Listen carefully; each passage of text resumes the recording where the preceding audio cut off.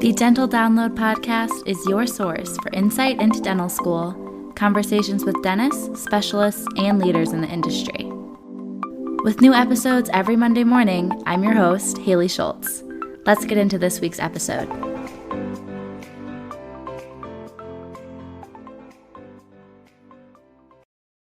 Want to make a podcast? Spotify's got a platform that lets you make one super easily and then distribute it everywhere and even earn money, all in one place for free. It's called Spotify for Podcasters. Here's how it works. Spotify for Podcasters lets you record and edit podcasts right away from your phone or computer, so no matter what your setup is like, you can start creating today. Then you can distribute your podcast to Spotify, but also everywhere else podcasts are heard. Video podcasts are also available, and you can earn money in a variety of ways, including ads and podcast subscriptions. Did I mention it is totally free, no catch? I've been using Spotify for Podcasters since the very beginning of my show, and now we're nearing our 200th episode, so I can definitely say it's an easy platform, and I've really loved using it. So be sure to download the Spotify for Podcasters app or go to www.spotify.com/podcasters to get started. All right. Hi, everyone. So we have two guests today in this one episode, and I'm going to let them both introduce themselves, where they're from, what their job is. So we'll start with Katie. Hi, everyone. Haley, thanks so much for having us here today. My name's Katie Fornelli. I am the Director of Early Career Dentists here at the California Dental Association. I'm based in California. I've been in the dental industry for 20-ish years. I've kind of ran all different types of management roles in dentistry, from consulting for private practices to being a practice analyst. And Matt will talk a little bit more about that role at CDA, to coaching and helping early career dentists through their careers. And I have the pleasure in my current role of going around to our 7 dental schools in California and talking to dental students about career planning, finding associateships. So this topic is very timely in terms of what I do for CDA in my current role. And I also help our early career dentists. So everything from helping them figure out if they want to be associates, or if they want to go into practice ownership, if they want to go into private practice, if they want to work for a DSO. So really just coaching them through all of those different career decisions. I'll pass it over to Matt. Perfect. Hi. Yeah, I'm Matthew Nelson. I'm the practice management analyst at the California Dental Association. I've been in dental a little over 8 years. I was an office manager for a very large group practice for 5 years.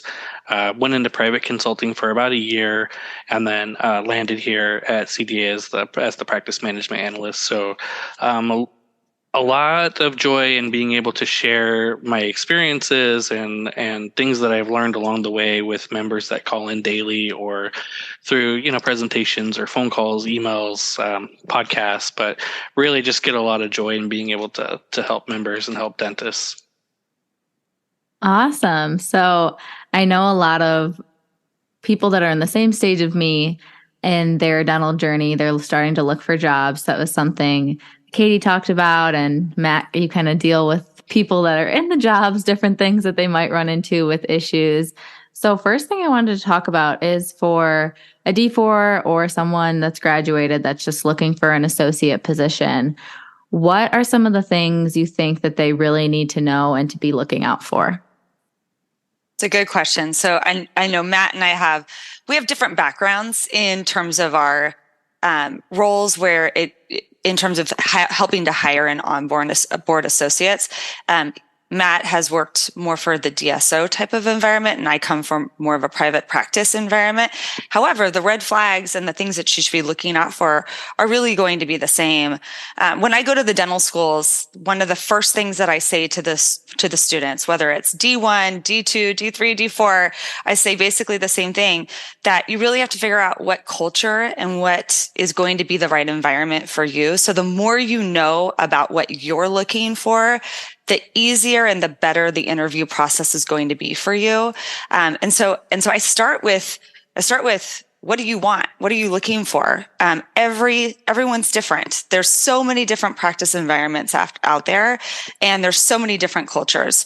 There's not one DSO that is the same, that operates the same. There's not one private practice that operates the same. So the more that you can identify what are your strengths, what are your core values, what is the day-to-day environment that you are seeking, and if you don't know, you can do some exercises, and these aren't endorsed by CDA, but there's some exercises that in my leadership coaching, and Matt has done a lot of these same exercises. There's one that's called the Clifton Strengths exercise.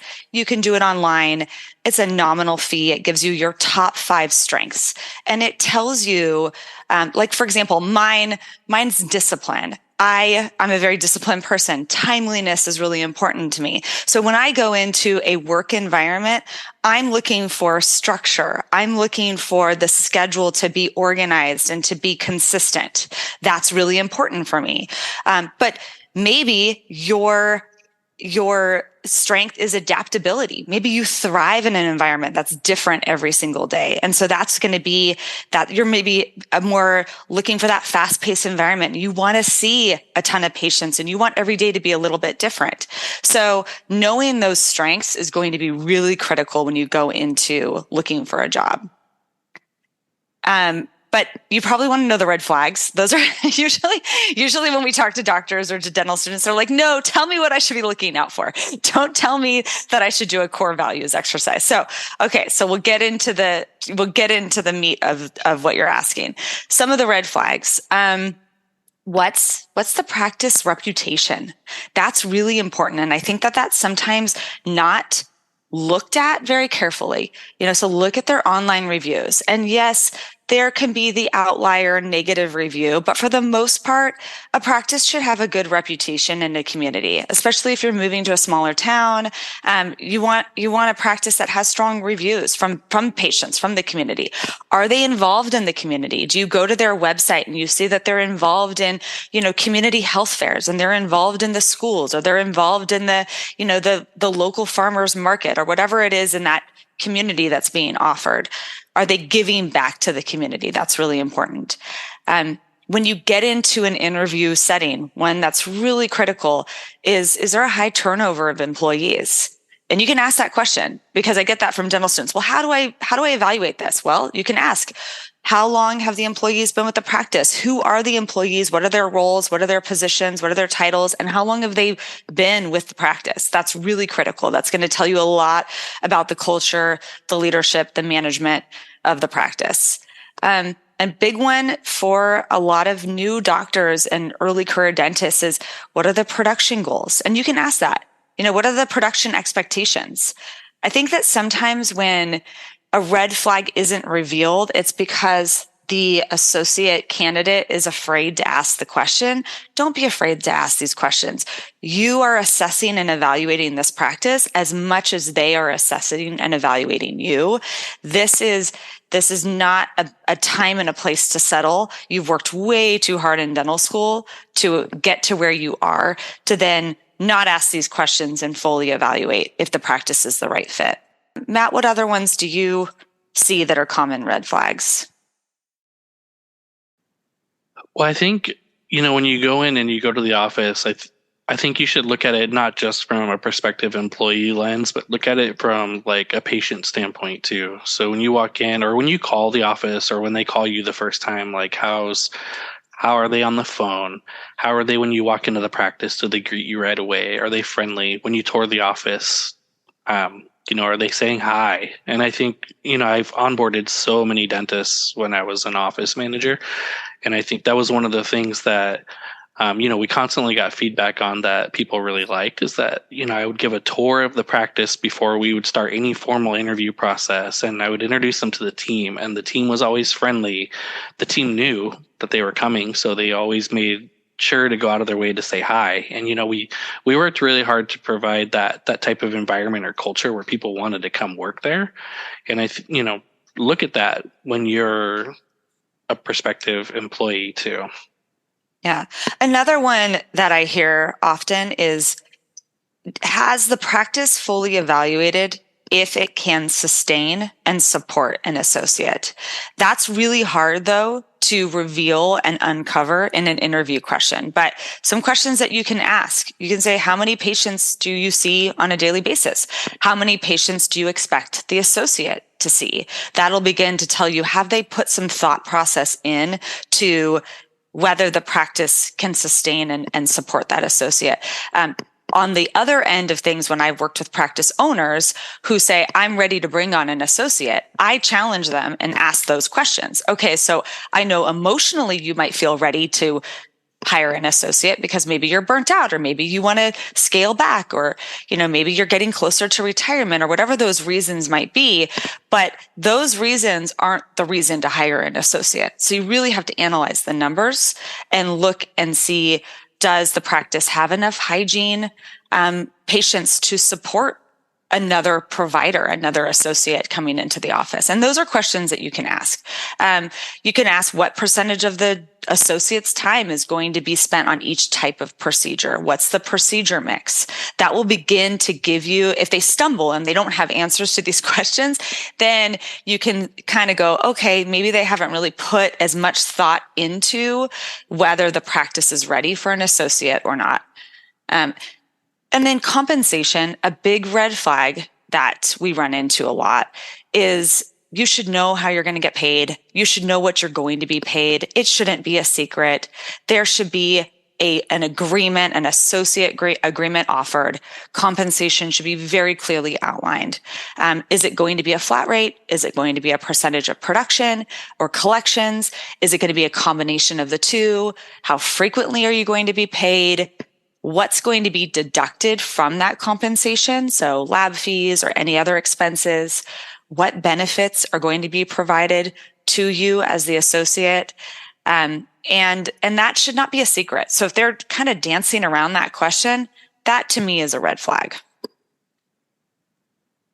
Yeah, those are all really good. And Matt, I definitely agree with what you said about just picking up on the general vibes of the office is huge. That was something I was really looking for when I was looking at places to work. And it kind of relates to what you were saying, Katie, that figuring out your core values and what you want. Sometimes you have to go out and see offices to figure that out, because I was really excited about one opportunity and then I just left there feeling like something was off. And I realized later that it was maybe a little too casual for me. I'm kind of like you, that I want it a little more structured and a little more businessy. Then I went to the next one and I thought, oh, this is perfect. And then I reflected, well, maybe that one was a little too businessy, a little too uptight. And then the third one was perfect and right in the middle. So it's like Goldilocks. You just have to go to 3 exactly. and figure it out. Yeah. Exactly. Well, and I think go with your gut too, right? Go with your instincts. So if it doesn't feel right to you, it might feel right to somebody else. But if it doesn't feel right to you, trust your instincts. There's lots of offices out there. There's lots of opportunities out there. Definitely. Sorry. Oh, sorry, Matt. I was just going to say it's so important for listening to your instincts, because I was realizing, okay, if I feel a little hesitant about this, when it comes time in a conversation that I need to have with this doctor that's really serious, if I'm already hesitant just to be there in general, it's going to be really hard to have that open communication and to feel comfortable and to make mistakes and learn all of those. You really want to feel so comfortable in that environment. But what were you going to say, Matt? I was going to ask if you asked those offices about mentorship during the interview process, or when you were filling them out. What did that look like? Yeah, I heard from all of them about that since I was coming out as a new grad. I was what's kind of the expectations, and making sure that there would still be a doctor in the office all the time that I'm there, making sure I wouldn't be working completely alone, were all really important to me. And then how would mentorship look? Are we going to, the day before, go over cases that I need to? Are you going to be not seeing patients and just floating around and helping me as needed? What is that going to look like for them? I think are all things that I was asking and hearing different answers for everyone, because it's going to be a little different. Yeah, that's awesome. Because I do hear from a lot of doctors that they're afraid to ask those questions, and they're so important. And then they find themselves in a situation where they're covering 3 days in a practice that's the doctor's 3 days off. So now there was no strategy around mentorship. So that's awesome that you were asking those types of questions. Thank you. I also, when we're talking about like finding that job, I know that there's different types of associate structures. You talked about compensation, but there's also some instances where businesses try to have associates be 1099 versus W-2. Do either of you want to speak on that a little bit? Yeah, in most situations, an associate doctor coming in doesn't really qualify as being a 1099 or an independent contractor, and it like really comes down to like the Borello test that you're not writing your own schedule, you're not bringing in your own staff or your own patients, you're not bringing in your own instruments. So, in those situations, then you're pretty clearly defined as an employee and should be a W-2 employee. So I will say if you find a practice that you love and you really want to work there and they insist on the 1099, the risk is not on your end. The risk is on the owner's end. So if, you can do that if you want, but we do recommend to our owners that they look at talking to an attorney before bringing on an associate doctor as an associate or as a 1099. Yeah. And we have quite a few sample resources, one of them being an associate agreement. And with every clause of the associate agreement, we specify why this is an important piece of that agreement.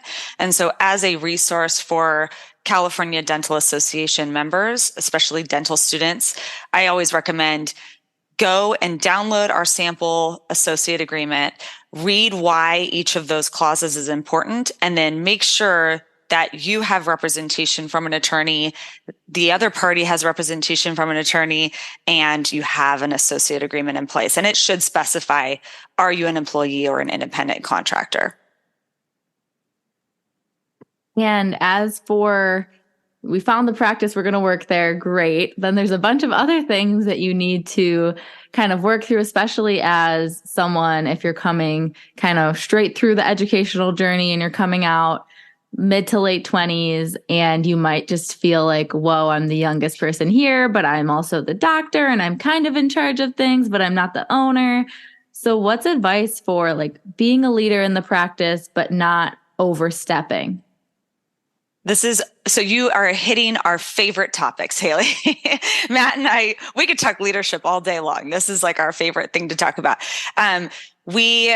We do work with a lot of doctors who are in that situation, and it's really hard. And being having background as office managers and onboarding associates, we completely understand how challenging it can be. Not only you're the new staff person, but you're the new doctor. So the first thing that we usually start with is, no matter what your role is in terms of leading or managing the dental team, already as a dentist, you have a different expectation to be a leader in the practice. So it's really important that you understand that, and understand that you've worked so hard to get to where you are. So you are a leader. The dental team should respect you, and you should, in return, respect them, obviously. But a great time to kind of learn some leadership skills, listen to podcasts, read some books, listen to different speakers on leadership, is that time between graduation and licensure. And I don't know about in your state, but in California, it's usually about a 6 to 12 week kind of waiting period to get your license. And so we have recommendations of, leadership books and podcasts and people who we lean on for leadership information. We'd be happy to share that with you so you can share it with your listeners. But really just absorb yourself and immerse yourself into leadership information. It's challenging to come in. You're not only the youngest person probably stepping into the practice, or one of the youngest in the practice, but you maybe haven't had any work experience. Maybe you've been in school the entire time, or you have a little bit of work experience, but obviously not as a dentist. So the more that you can learn about communication, conflict resolution. We could do a whole podcast on conflict resolution. And we actually have a course that we recently did on conflict resolution with the dental team, overcoming difficult conversations and having those difficult conversations. So just learn it, ask questions, follow people who you respect, and fake it till you make it. Copy them until you figure out your own style is usually what I recommend. Matt, do you have anything to add?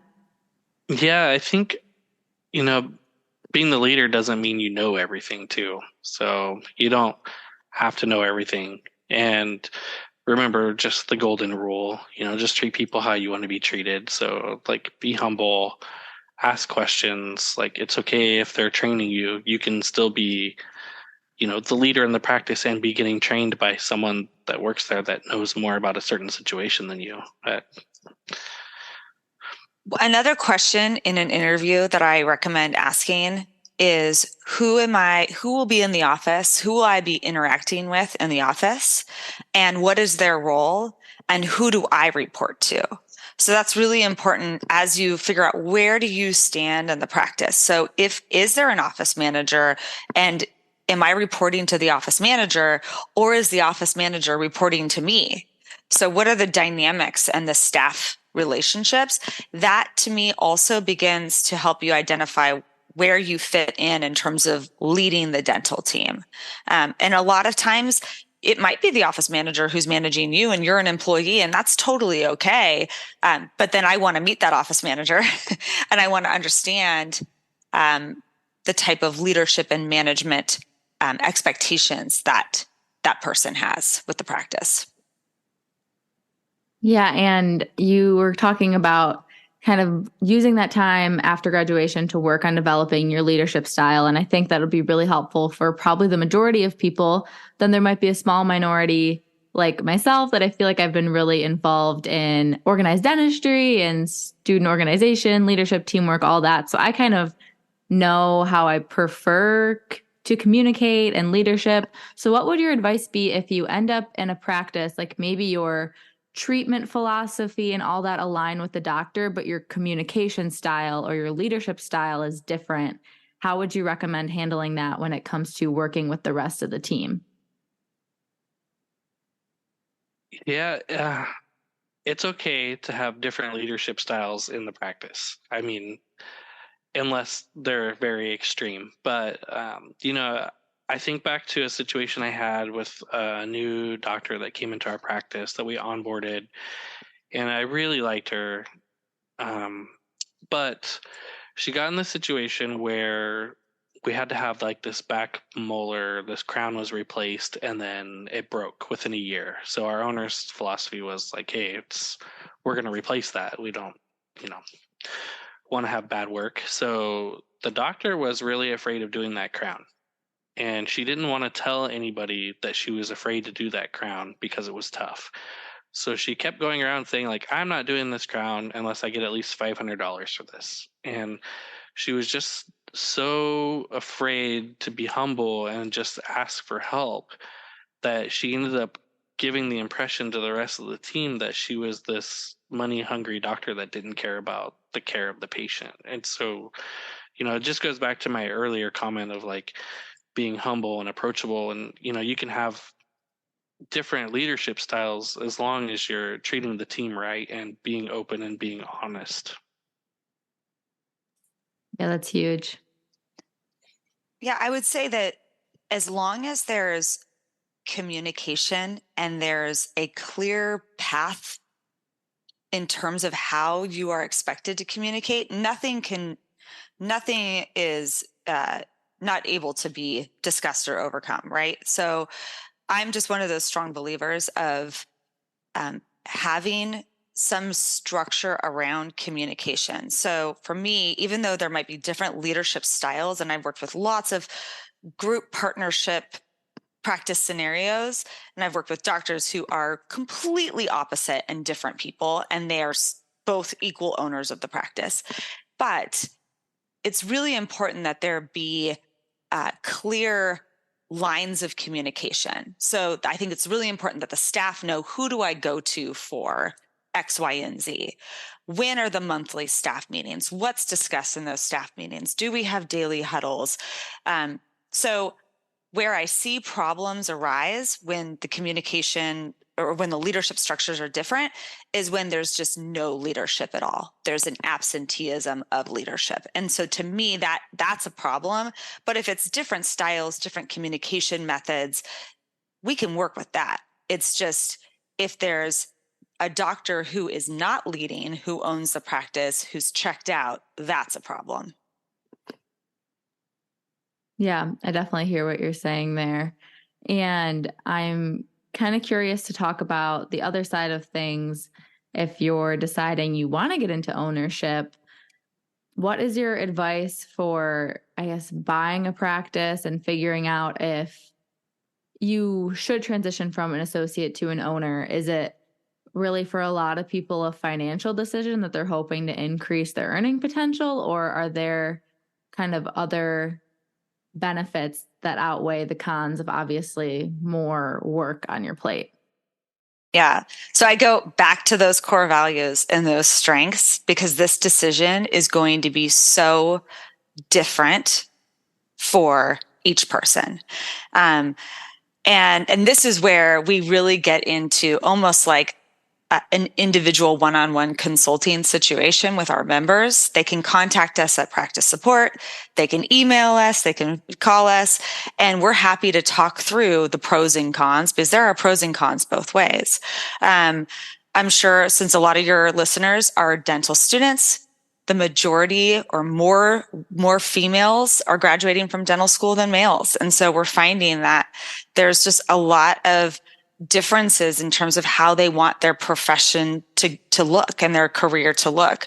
So we look at all the pros and cons, but I kind of go back to what are your core values? If you're the type of person where you lead with decision making and autonomy and you really want to be the person in charge, that's solo practice ownership. And you're probably not going to thrive in an environment where you have to work with others to make decisions. And there's a lot of doctors that want that autonomy.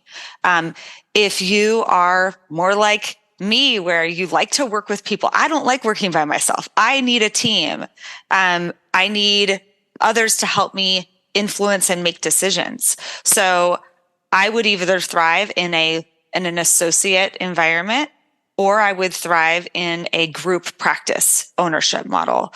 So the answer to the question of, is it financially driven? In a lot of circumstances, it is. And in a lot of circumstances, it does make financial sense to own a practice. So it just depends on what are your objectives and what are your goals. And who are you? Do you want to be by yourself? Do you want to be in a group practice? Do you want to practice dentistry and have a management structure that deals with the rest of it? Those are all points to consider. I don't have anything else to add. I mean, I guess you do. No, I mean, you gotta know you want it if you're going to go for it. I mean, you really got to know that you want it, and you have to know who you are, and you got to know that you can do it. It's managing a business and managing people. It's a lot added on to just managing patients. So yeah, and a lot of people love it. A lot of people wouldn't choose it any other way, managing a team and getting to make all of those decisions and getting to build the practice. We talk to, so Matt and I, we do a workshop at CDA Presents, and it's buying a dental practice. And it's a round tables, and we have different experts in the room. We have a financing institution, Bank of America, which is endorsed by CDA. We have a CPA, and we have an attorney, and then we have members from our team who are there. And we go around to each table and we talk to the doctors about all of the different options to consider with buying a practice. And we say, there's nothing more rewarding than building that practice exactly the way you want it and running that practice exactly the way you want it. And there's probably nothing that's going to ever be harder to do than building that practice and taking over a dental team, if it's an acquisition, or building a team from scratch and building a practice from scratch. It's going to be challenging. We don't sugarcoat it, but those who really want it, like Matt said, and have looked at who they are as professionals and what's going to keep them excited, engaged for their entire career, there's nothing better than practice ownership.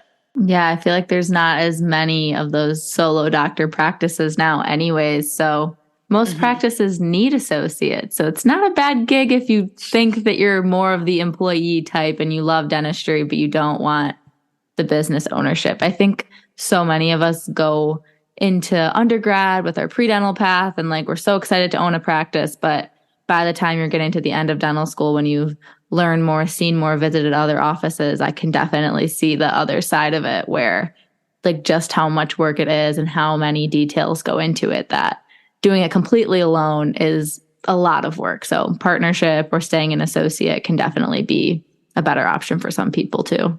That's yeah, we're actually working on some different courses and resources on group practices right now for our members, and the pros and cons of what those are. And so you can be an owner and you can be in a group practice environment. It provides that work-life balance that a lot of doctors are looking for.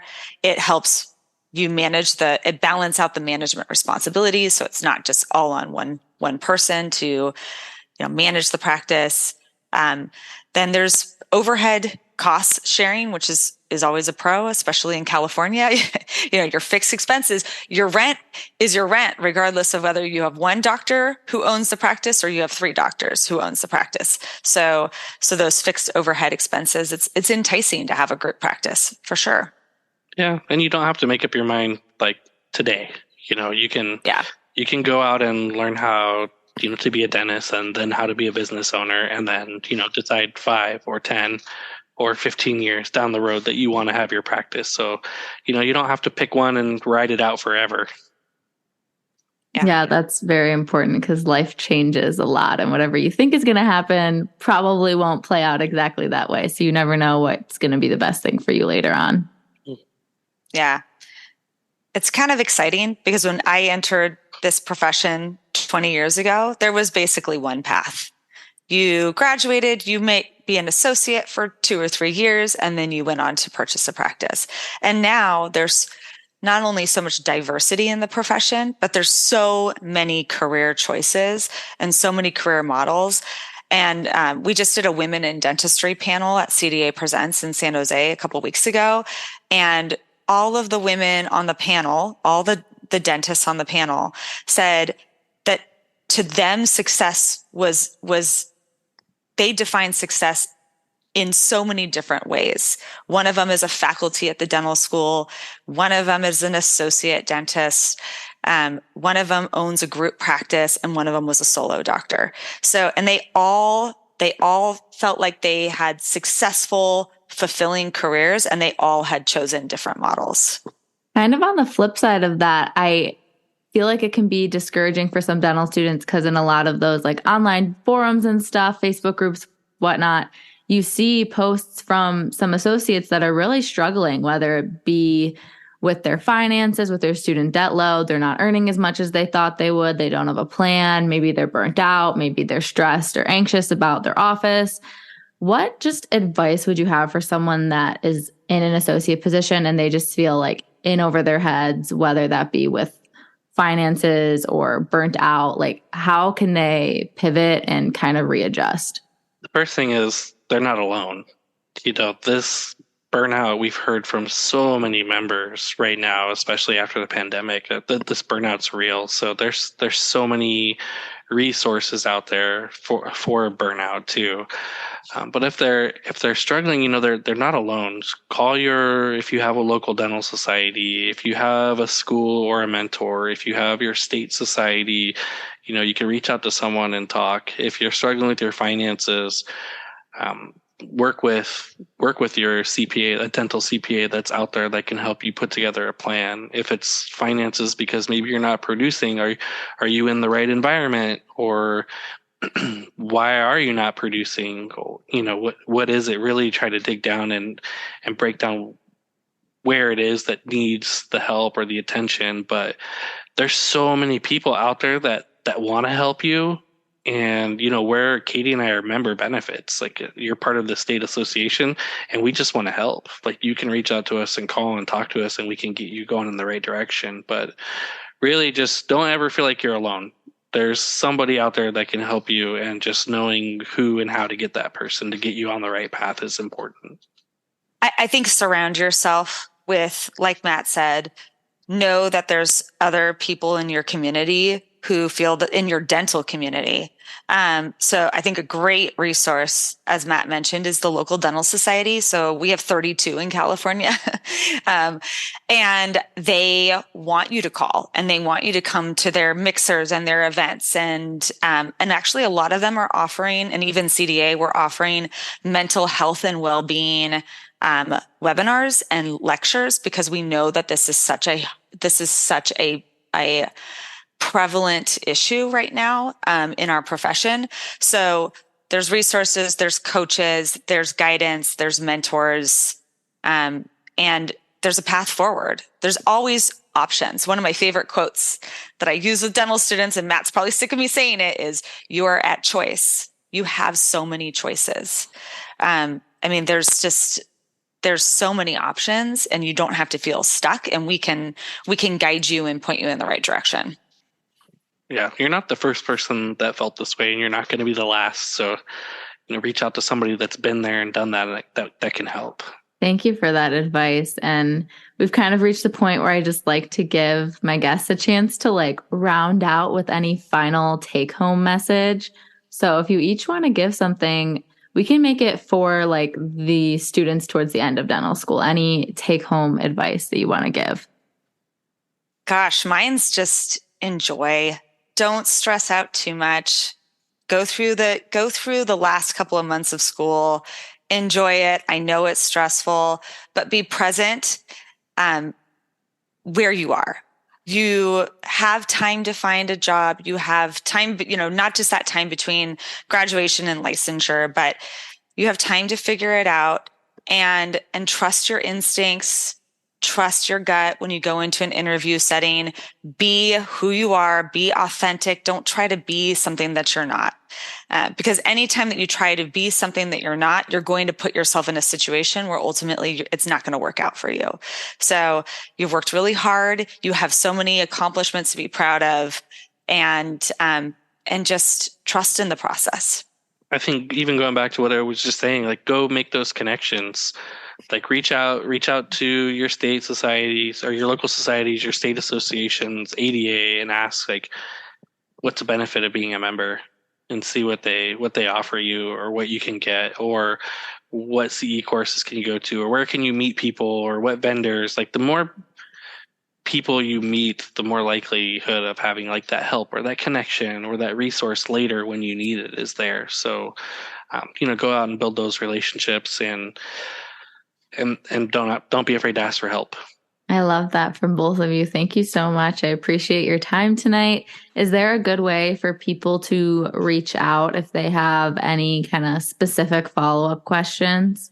Absolutely, yes. So they can email us, call us. They can go to cda.org. If they are a student member or a member of CDA, they can have access to all of the resources that we have available, over 200 resources available on our website.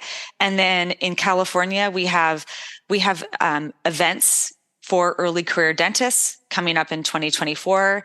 They're called Now Plus Next in Dentistry, and they're local meetups that we're going to have in different regions across the state. And so it's a great way for them to connect with dental students, early career dentists, mentors will be there.